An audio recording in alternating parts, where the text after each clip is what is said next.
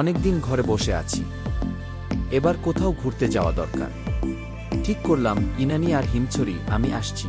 বন্ধুরা, এখন আমি ইনানি বিচে।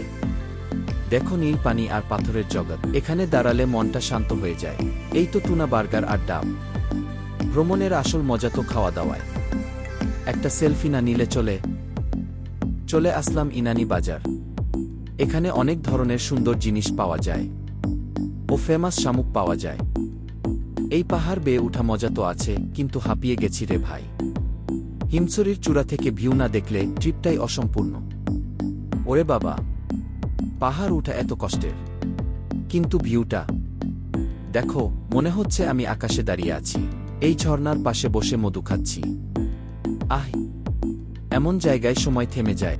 সব ভিডিও এডিট শেষ, এখন আপলোড করলাম আমার নতুন ব্লগ ইনানি হিমছড়ি জয়। দেখতে ভুল করো না। বন্ধুরা, এই ছিল আজকের অ্যাডভেঞ্চার আমার।